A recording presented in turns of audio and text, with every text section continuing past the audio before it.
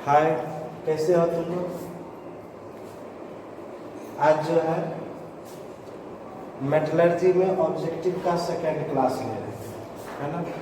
Metallurgy का जो theory है, मेटलर्जी चैप्टर पूरा हम पढ़ा दिए हैं, समझ गए ना। उसमें 4 मेटल पढ़ना है, जिंक, कॉपर, आयरन, एल्युमिनियम, चारों का एक्सट्रैक्शन पढ़ा दिए। उसमें 11 लेक्चर लिए हैं हम, और उस 11 लेक्चर को जब तक आप बढ़िया से नहीं पढ़िएगा तब तक ऑब्जेक्टिव नहीं बनेगा। तो कल जो है हम ऑब्जेक्टिव जो है मेटलर्जी पर एक क्लास लिए थे, आज मेटलर्जी में ऑब्जेक्टिव का सेकेंड क्लास, ठीक ना। आज बहुत ही अच्छा ऑब्जेक्टिव बताने जा रहे हैं जो खास करके इंटर के एग्जाम में आता है, समझ रहे हैं ना। जो खास करके इंटर के एग्जाम में आता है उस टाइप का हम बताने जा रहे हैं। और इस ऑब्जेक्टिव के माध्यम से तुमको ये भी समझना है कि एग्जाम में ऑब्जेक्टिव की जो तैयारी करते हैं तो कैसे किया जाता है।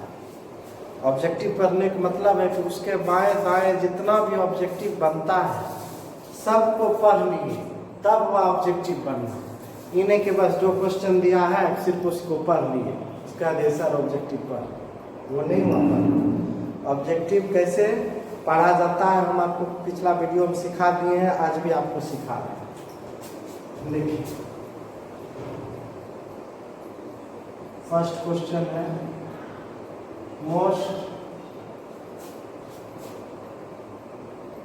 abundant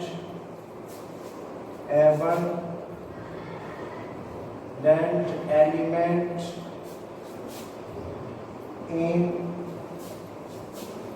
earth crust.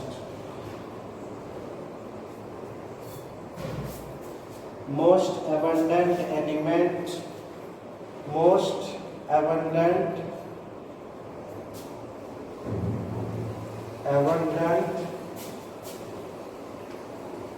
abundant element in the earth crust, है ना। वो प्रॉपर्टी, अर्थ क्रस्ट को हिंदी में कहते हैं भू प्रॉपर्टी में सबसे अधिक पाया जाने वाला तत्व है।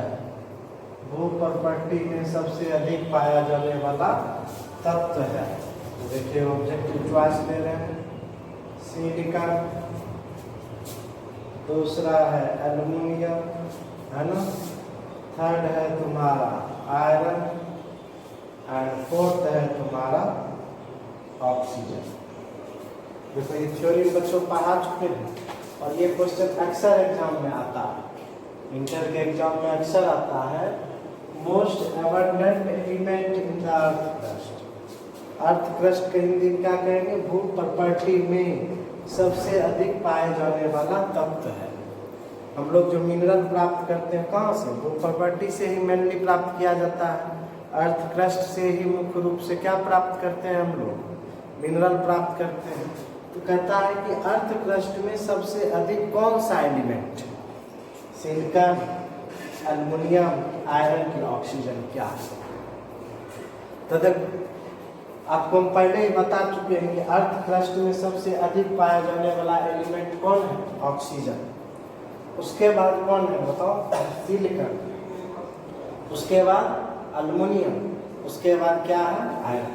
पढ़ा चुके हैं हम आपको, हिंट्स में थ्योरी में पढ़ा चुके हैं। सबसे अधिक पाया जाता है ऑक्सीजन, उससे अधिक उससे कम कौन है, सिलिकॉन, उसके बाद कौन है, एल्युमिनियम, उसके बाद कौन है, iron.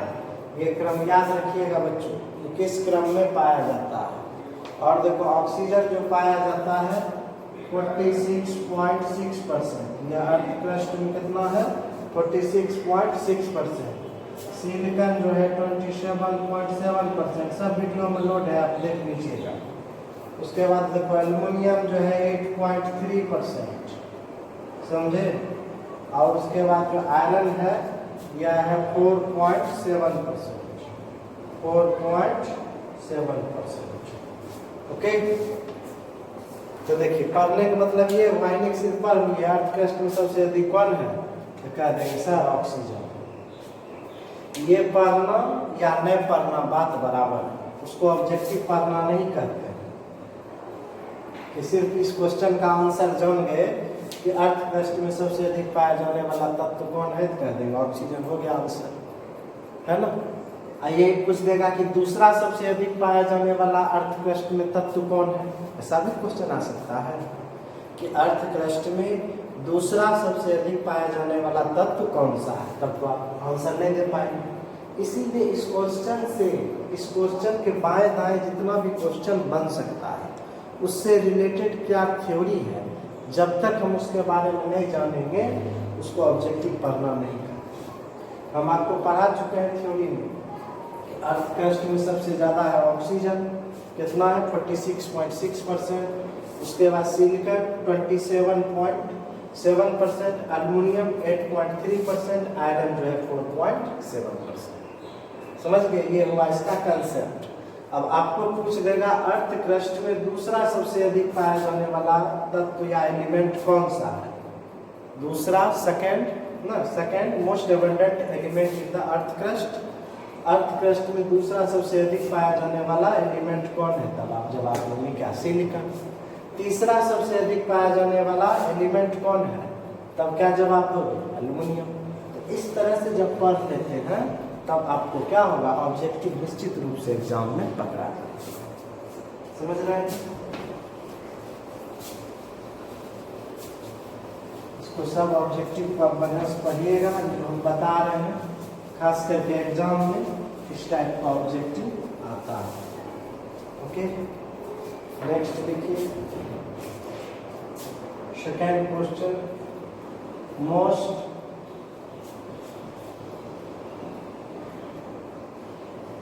abundant metal in earth crust, ना भू प्रॉपर्टी में सबसे अधिक पाया जाने वाला धातु कौन सा है ना, धातु दे रहे हैं, मेटल पूछ रहे हैं, यहाँ ध्यान दीजिएगा। हम यहाँ पर क्या कह रहे हैं कि भू प्रॉपर्टी में सबसे अधिक पाया जाने वाला मेटल, भू प्रॉपर्टी में सबसे अधिक पाया जाने वाला धातु कौन सा है। तो देखो ये बदल गया, चॉइस देखो वही हम रहने देते हैं, oxygen, silicon, aluminium, iron. Clear, iron.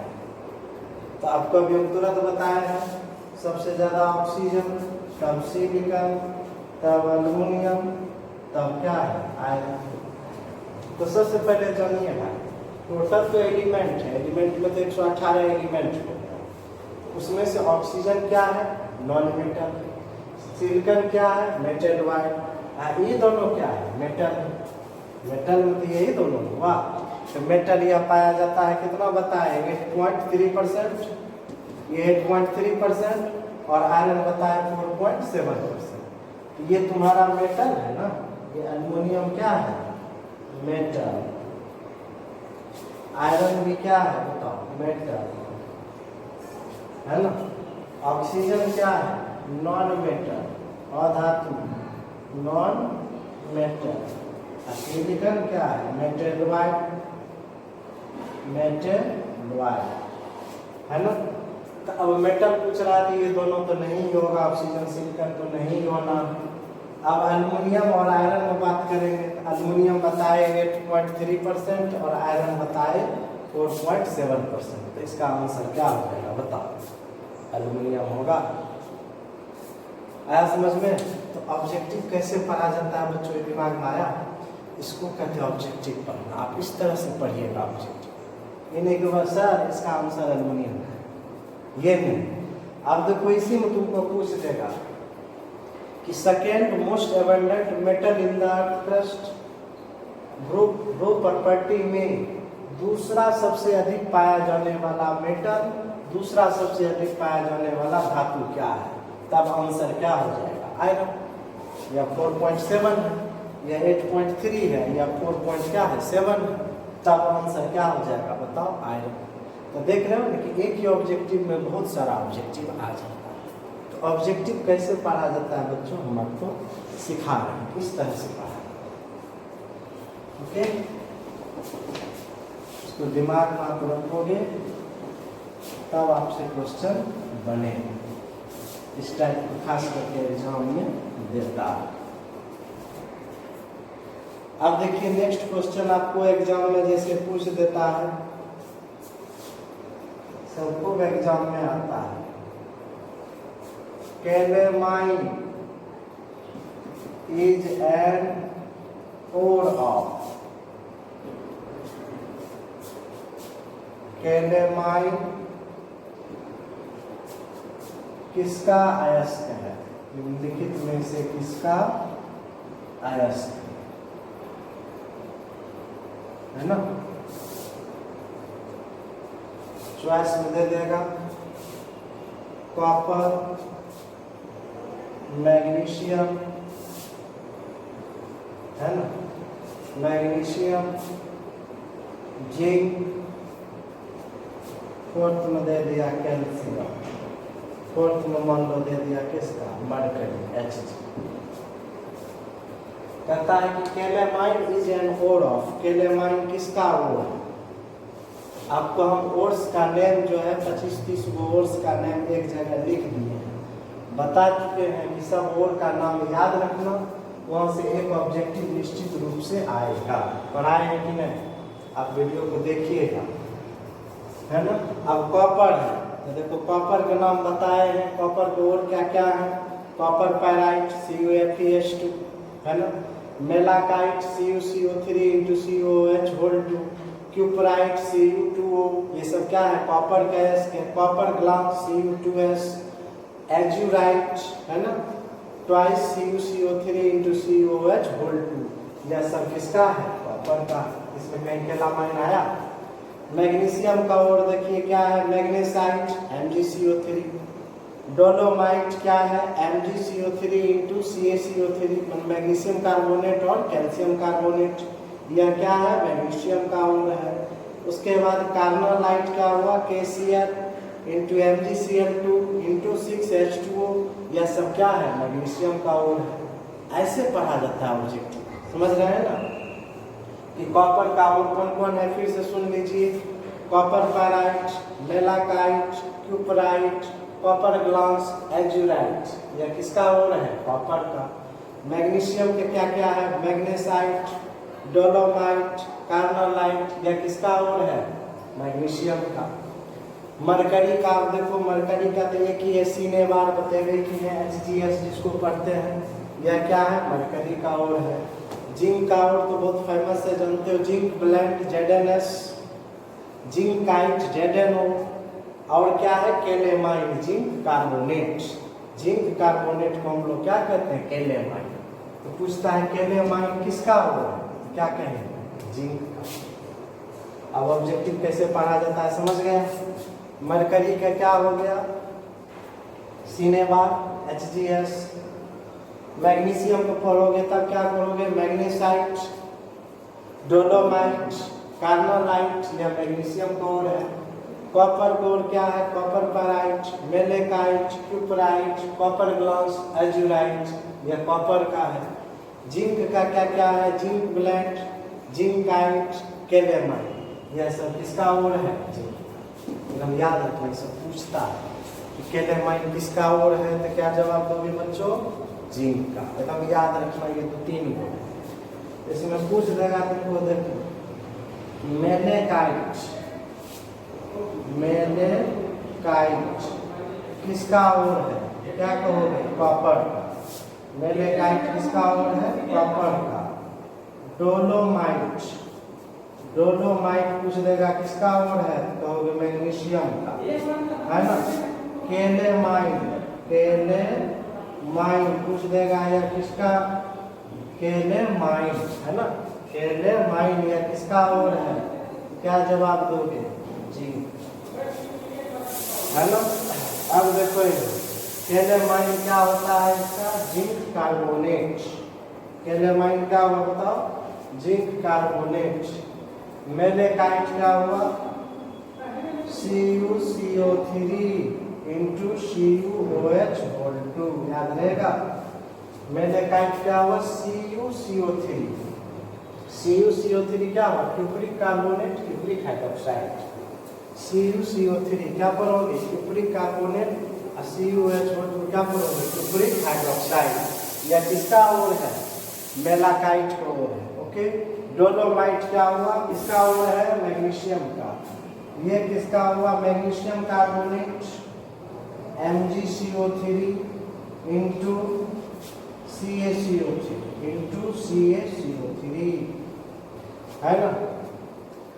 Dolomite क्या हुआ, डोलोमाइट किसका और है, मैग्नीशियम का। ये क्या हुआ, magnesium carbonate and calcium carbonate. एकदम इम्पॉर्टेंट है, इसको दिमाग में रखिएगा, एकदम VVI है एग्जाम के ख्याल से। फिर समझ लीजिए कि मेलेकाइट किसका और है, ऑब्जेक्टिव आ जाएगा। मेलेकाइट किसका और है, कहेंगे कॉपर।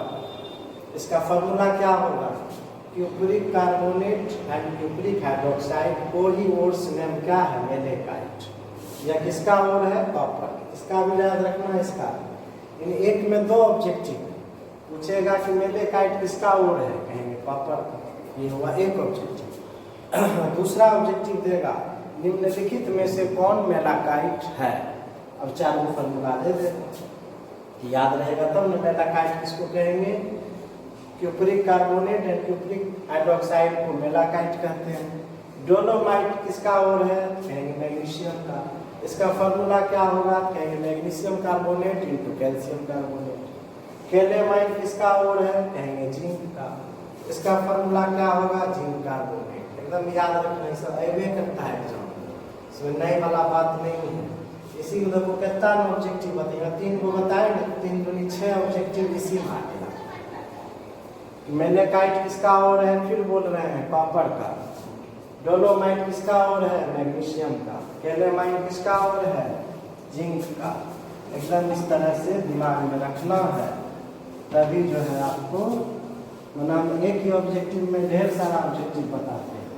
ऐसा नहीं एक ही ऑब्जेक्टिव नहीं समझना, सर एक ऑब्जेक्टिव बता है, उसमें ढेर सारा ऑब्जेक्टिव है, उसी तरह से हम बता रहे हैं। ओके,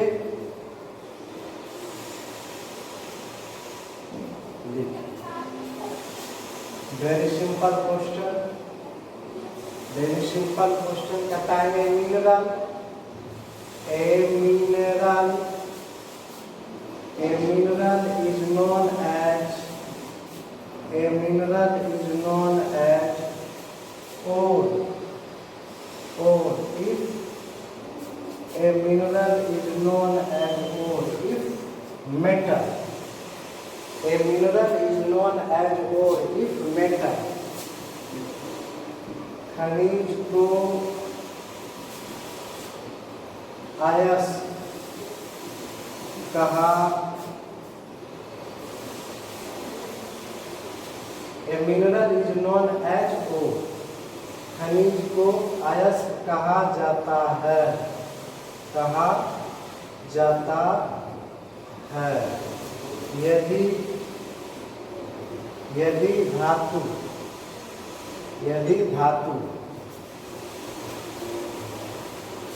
यदि धातु ना, a mineral is known as ore, कहता है खनिज को अयस्क कहा जाता है यदि, क्वेश्चन दे रहा है यदि, if metal can not be produced from it, यदि मेटल को इससे प्राप्त नहीं किया जा सकता। दूसरा बताए can be produced from it, इससे मेटल को प्राप्त किया जा सकता है। थर्ड में बताए हैं can be extracted from it profitably,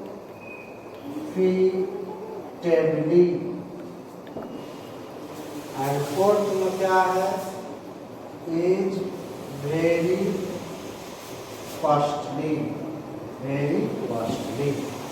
ये चॉइस है बच्चों, देखिएगा। कहता है a mineral is known as ore if metal, कहता है खनिज को अयस्क कहा जाता है यदि मेटल को can be produced from it, यदि मेटल को हम उससे प्राप्त कर सकते ना, वैसे खनिज को अयस्क कहते हैं यदि मेटल को हम क्या करते हैं, can not be produced from it, यदि हम मेटल को उससे प्राप्त नहीं कर सकते हैं। यही हुआ पहला choice, can not be produced from it, यदि मेटल को हम इससे प्राप्त नहीं कर सकते हैं, तो गलत है। दूसरा कहता है can be produced from it, मैंने मेटल को प्राप्त किया जा सकता है, ये तो ठीक है ये बात, लेकिन और कंडीशन है उसमें। कहता है can be extracted from it profitably, मतलब कहता है कि वैसे मिनरल को अयस्क कहते हैं यदि धातु का निष्कर्षण हम लोग क्या करते हैं, कम खर्च में करते हैं, सुगमता पूर्वक करते हैं। उसके लिए कंडीशन है, कैसे प्राप्त करते हैं, इजीली प्राप्त करते हैं और प्रॉफिटेबली प्राप्त करते हैं, मतलब कम कॉस्ट पर करते हैं। कम कॉस्ट पर करते हैं तो उसी को हम लोग कहेंगे वो, इसीलिए तीसरा चॉइस सही है। और चौथा में क्या है, कहता है is very costly, is very costly नहीं होना चाहिए ना, यानी कि कैसे मिनरल को, देखो हिंट्स में हम आपको बता चुके हैं, सब पढ़ा चुके हैं। कैसे मिनरल को आप कहेंगे, मिनरल है, कैसे मिनरल को आप ओर कहोगे, कैसे मिनरल को आप ओर कहोगे, वैसे मिनरल को ओर कहोगे जो क्या होगा, इजीली प्राप्त हो सके, इजीली प्राप्त हो सके, मतलब आसानी से प्राप्त हो सके ना, और क्या हो सके,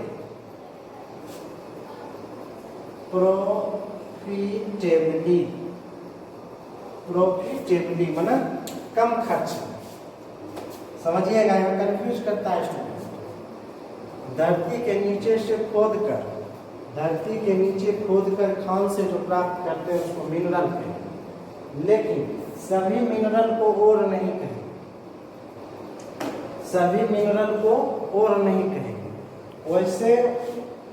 वैसे मिनरल को ओर कहेंगे जिसको हम प्राप्त कर सकते हैं इजीली, आसानी से, और प्रॉफिटेबली मतलब कम खर्च में जो प्राप्त करेंगे उसी को ओर करेंगे। इसलिए फिर यहाँ पे एक ऑब्जेक्टिव आता है कि जितना मिनरल, जितना ओर है सब मिनरल है, जितना ओर है ऑल ओर्स आर मिनरल, जितना भी ओर है सब मिनरल है, लेकिन सभी मिनरल जो है ओर नहीं। ये क्वेश्चन बराबर आता है मीटर, जितना भी ओर है सब क्या है, मिनरल है, क्योंकि मेन तो यही चीज है, मेन तो मिनरल है, जितना भी ओर है सब क्या है, मिनरल है, लेकिन जितना भी मिनरल है सब ओर नहीं है। कब ओर है, जब हम उसको इजीली प्राप्त करते हैं और प्रॉफिटेबली प्राप्त करते हैं, तब हम उस मिनरल को ओर करते हैं। देखो ये हुआ कंसेप्ट से आंसर है, ये नहीं कि बस सर इसका थर्ड आंसर है, वो नहीं, समझ रहे हैं ना। इसीलिए हम दिमाग में रखना है, क्या दिमाग में रखना है कि all ores are mineral, but all minerals are not ore। मुझे लाइन अक्सर पूछता है, बहुत important. All ores are mineral, जितना भी ओर है सब क्या है, मिनरल है, बट लेकिन ऑल मिनरल आर नॉट ओर। कब होगा, जब वो इजीली और प्रॉफिटेबली प्राप्त। अब बच्चों समझ में आ गया होगा ऑब्जेक्टिव कैसे पढ़ा जाता है, हम पढ़ने का तरीका आपको बता दें, इस तरह से पढ़िएगा, समझ रहे हैं ना। पढ़ने का हम आपको तरीका सिर्फ बता रहे, नहीं कि बस एक पढ़ लिया और खुश हो गए। हाँ सर नहीं तो होगा। ABCD पढ़ना को पढ़ना नहीं होगा, फर्स्ट होगा सेकेंड होगा।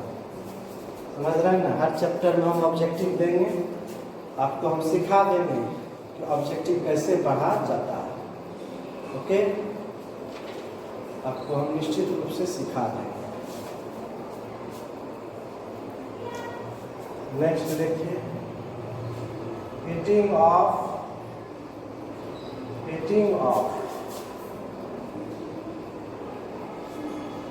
pyrites, heating of pyrites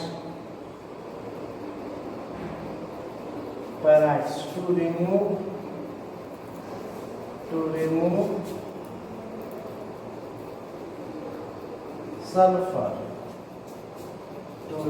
sulfur, is called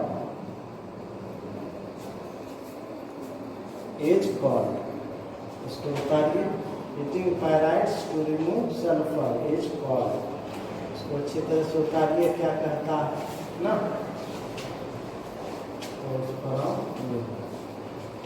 okay, इस तरह से हम इसका आंसर देते हैं। नहीं,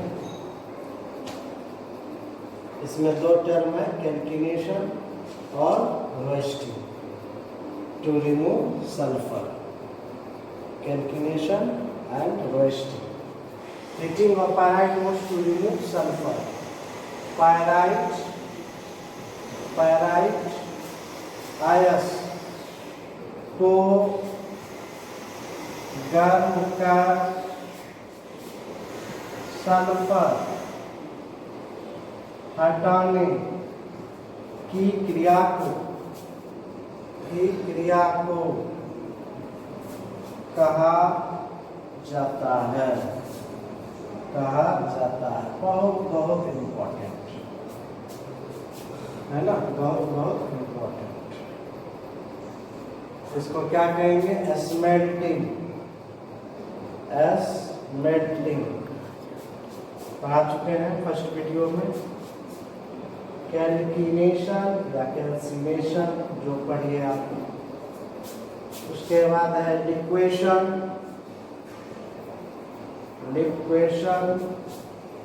एंड फोर्थ में है तुम्हारा रोस्टिंग, इसको हिंदी में कहते हैं जालन।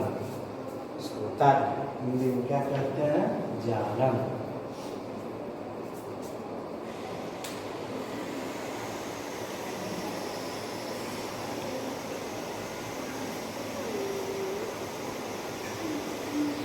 देखिए, इसको हिंदी में समझिएगा। कहता है पायराइट अयस्क को गर्म कर सल्फर हटाने की क्रिया को कहा जाता है। पायराइट समझ रहे हैं ना, जैसे कॉपर पायराइट हुआ ना।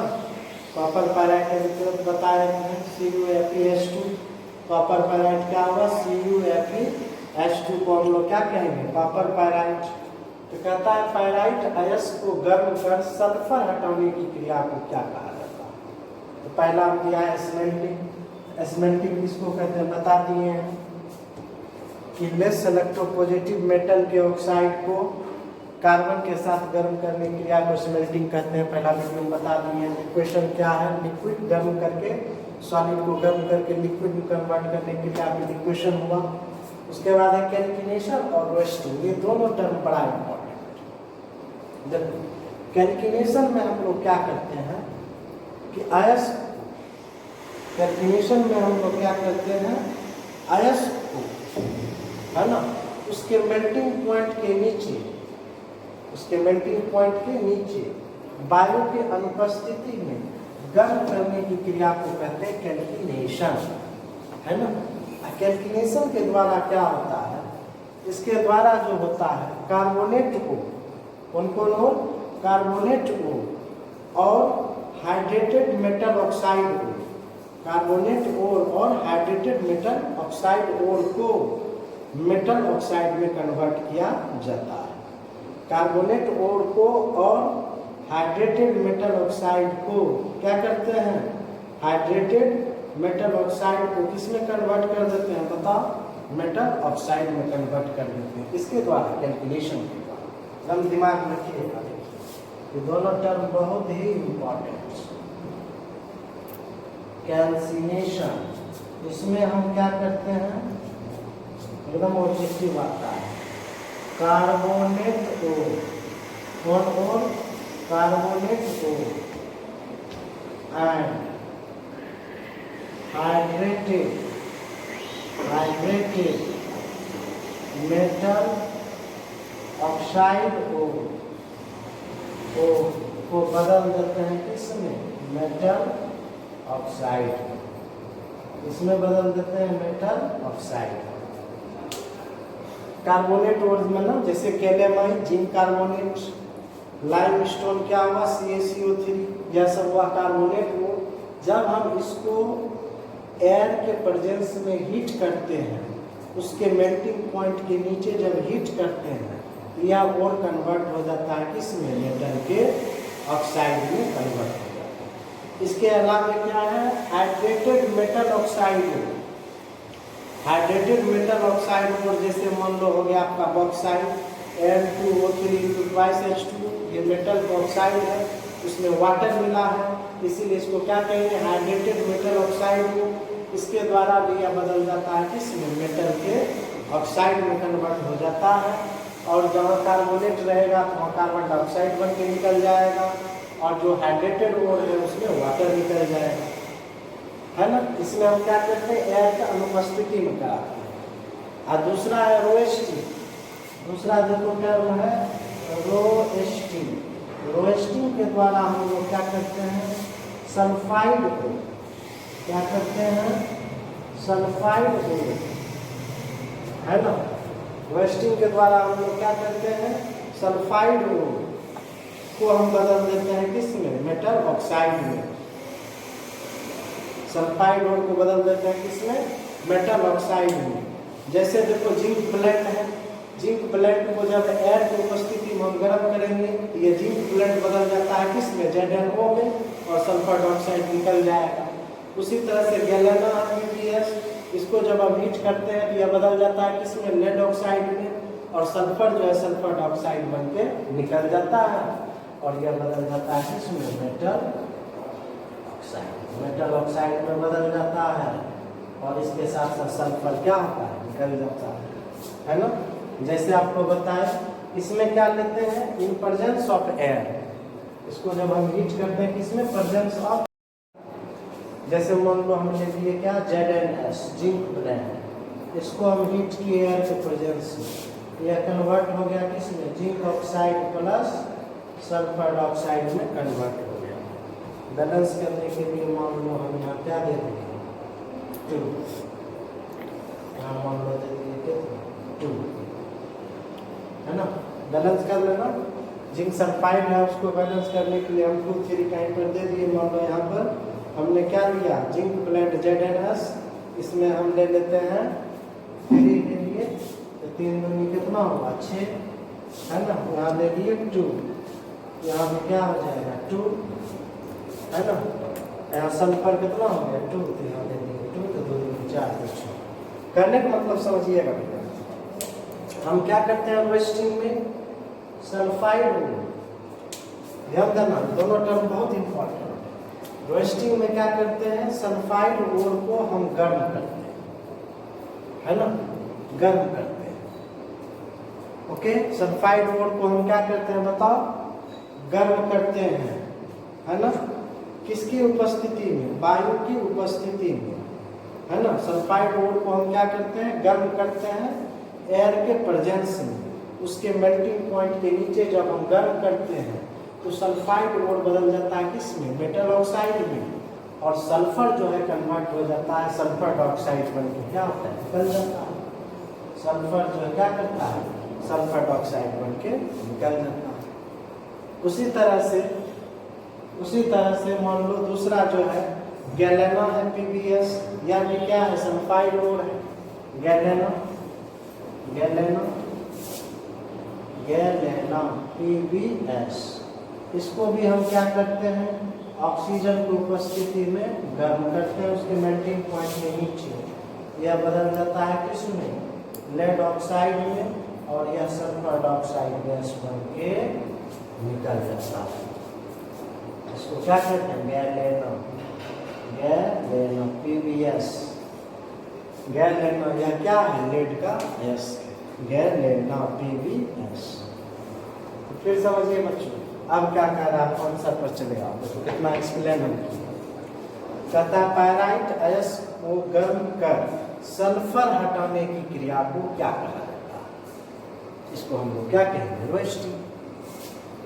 रोस्टिंग में क्या करते हैं हम लोग, सल्फाइड ओर को एयर के प्रेजेंस में हीट करते हैं उसके मेल्टिंग पॉइंट के नीचे, तो सल्फाइड ओर जो बदल जाता है मेटल ऑक्साइड में, और सल्फर क्या होता है, सल्फर डाइऑक्साइड गैस बन के निकल गया, यानी सल्फर वहां से क्या हुआ, हट गया। इस क्रिया को क्या कहोगे, बताओ, रोस्टिंग। अक्सर कैल्किनेशन क्या है, कैल्किनेशन में हम लोग क्या करते हैं, इसमें हम कार्बोनेट ओर या हाइड्रेटेड मेटल ऑक्साइड ओर को गर्म करते हैं, हीट करते हैं एयर के अनुपस्थिति में, एयर की अनुपस्थिति में उसके मेल्टिंग पॉइंट के नीचे जब हम गर्म करते हैं तो कार्बोनेट ओर और हाइड्रेटेड मेटल ऑक्साइड ओर यह कन्वर्ट हो जाता है किसमें, मेटल के ऑक्साइड ना। जैसे जिंक कार्बोनेट को हम हीट करते हैं, जिसको केलामाइन कहते हैं, जिंक कार्बोनेट को क्या कहेंगे, केलामाइन। इसको हीट करेंगे एयर के अब्सेंस में, एयर की अनुपस्थिति में, यह कन्वर्ट हो जाएगा किसमें, जिंक ऑक्साइड में, और कार्बन डाइऑक्साइड गैस बन के निकल जाएगा। जैसे मान लो हम यहाँ लेते हैं जिंक कार्बोनेट, इसको हीट करते हैं, यह बदल जाता है किसमें, जिंक ऑक्साइड में, और कार्बन जो है कार्बन डाइऑक्साइड के रूप में निकल जाता है। समझिएगा दोनों में अंतर खूब पूछता है एग्जाम में, कैल्कुलेशन और रोस्टिंग क्या है। हम ज़्यादा फोकस रोस्टिंग पर करें, समझिए ज़्यादा इम्पोर्टेंट। फिर से समझिएगा, कैल्कुलेशन में क्या करते हैं, कार्बोनेट ओर या हाइड्रेटेड मेटल ऑक्साइड ओर को हीट करते हैं एयर के अब्सेंस में, उसके मेल्टिंग पॉइंट के नीचे, तो कार्बोनेट ओर बदल जाता है मेटल ऑक्साइड, और कार्बन जो है कार्बन डाइऑक्साइड गैस बन के निकल जाता है। रोस्टिंग में हम लोग क्या करते हैं, सल्फाइड ओर को हीट करते हैं एयर के प्रेजेंस में, उसके मेल्टिंग पॉइंट के नीचे, तो जिंक ब्लेंड ZnS और गैलेनो PbS जो सल्फाइड ओर है, यह कन्वर्ट हो जाता है मेटल ऑक्साइड में, और सल्फर जो है सल्फर डाइऑक्साइड गैस बन के निकल जाता है। तो अब आ जाएगी, कहता है पायराइट अयस्क को, कोई भी पायराइट जैसे मान लो कॉपर पायराइट CuFeS2 को गर्म कर सल्फर हटाने की क्रिया को क्या कहते हैं, कहते तो सल्फर हट गया ना, सल्फर डाइऑक्साइड गैस बन के हट गया, इस क्रिया को हम लोग क्या कहते हैं, बताओ, रोस्टिंग।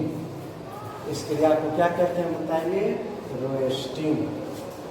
ओके, इस क्रिया को क्या कहोगे, रोस्टिंग। बहुत बहुत इम्पोर्टेंट क्वेश्चन है, बहुत बहुत इम्पोर्टेंट क्वेश्चन है, आप इसको लिखिए। इसको बहुत ज़्यादा बताए क्योंकि ज़्यादा इम्पोर्टेंट है ना। दोनों टर्म हमको बढ़िया से पढ़ा चुके हैं, लेक्चर देखिएगा, कैल्कुलेशन और रोस्टिंग में क्या अंतर है हम पढ़ा चुके।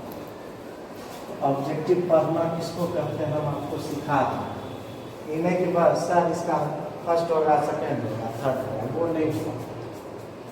नेक्स्ट बहुत इम्पोर्टेंट क्या बात पूछा हुआ, which among the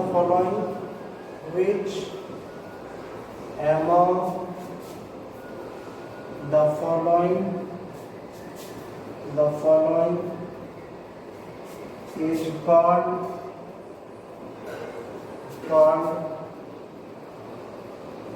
Polish gold,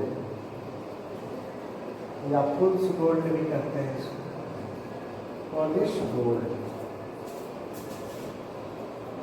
निम्नलिखित में किसे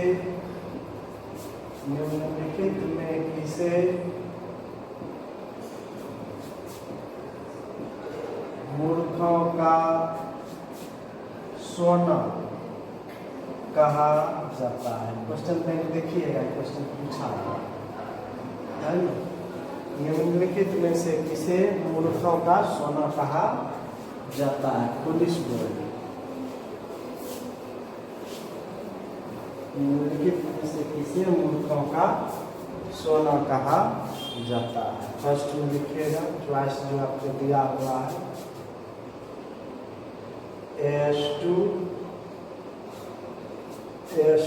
S3, सेकेंड में जो है आपका Sp2 S5, जो चॉइस दिया है उसको लिखना है, ठीक है। FeS2 एंड फोर्थ में जो है आपका कॉपर जिंक एल्लोय। एकदम मेमोरी बेस्ड क्वेश्चन है बच्चों। कहता है निम्नलिखित में किसे मूर्खों का सोना कहा जाता है, तो याद रखिएगा आयरन पायराइट, आयरन पायराइट है ना। आयरन पायराइट क्या हुआ FeS2, आयरन पायराइट FeS2 को मूर्खों का सोना कहा जाता है। Iron pyrite FeS2, iron pyrite क्या हुआ बोलो FeS2 को क्या करते हैं मूर्खों का सोना कहा जाता है। ओके, हम याद रखिएगा, इसे क्वेश्चन बहुत बार पूछता है ना। आपको ऐसे भी ऑब्जेक्टिव देगा which of the following is called foolish gold, अब नाम लिख देगा, चॉइस में दे देगा कॉपर पायराइट, सिल्वर ग्लास है ना।